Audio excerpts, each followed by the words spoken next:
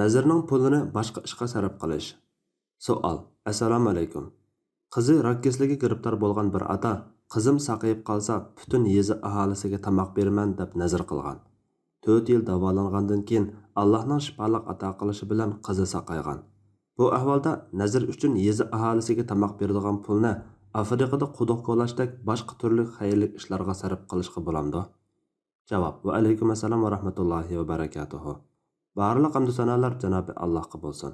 Shundaqla payg'ambarimiz sallallohu alayhi va sallamga, oila tavobatlarga, ashablarga va u zotga toki qiyomatgacha ergashganlarga durud va salomlar bo'lsin.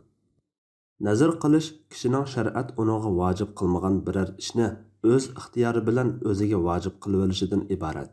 Masalan, men cho'qim Alloh uchun 10 kun roza tutaman. Qizim saqayib qolsa, men cho'qim Alloh uchun butun yezi aholisiga tamoq beraman degandek. Bu turlik nazrni ado qilish vojib bo'lib, barliq olimlarning birda qarshida uni o'rindamay tashlab qo'yishga bo'lmaydi. Alloh taolo ular o'z ustiga olgan ibodatlarini ado qilsin degan. Yana nazrlarni ado qiladigan yaxshilarni madhiyalagan. Ular o'z ustiga olgan ishni o'rindaydi va dahshati keng doiralik bo'lgan kundan, ya'ni qiyomat kunidan qo'rqadi. Inson surasi 7-oyat.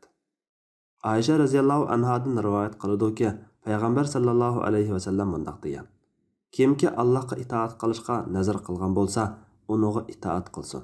Kimki Allohga osiylik qilishga nazr qilgan bo'lsa, Allohga osiylik qilmasin.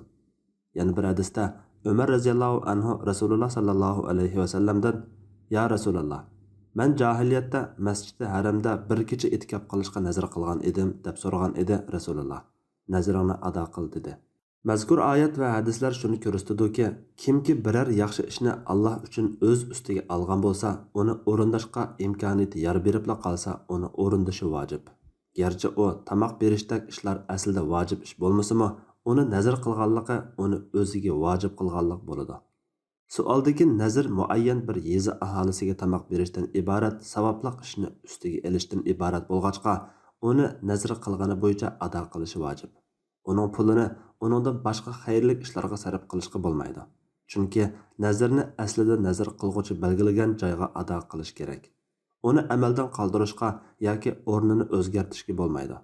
Buningda olimlar o'rtasida boshqacha qarash yo'q. Uning ustiga u nazr shu yezi aholisining haqqi bo'lib ketgan.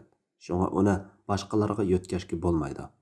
Bu xuddi ma'lum bir shaxsga qilingan vasiyatga, ma'lum kishilarga qilingan vaqfiga o'xshash. Allah eng to'g'risini bilguchidir. Fatvoda Dr. Abdul Aziz rahmatulloh. Fatvolar majmuasi 3-tom.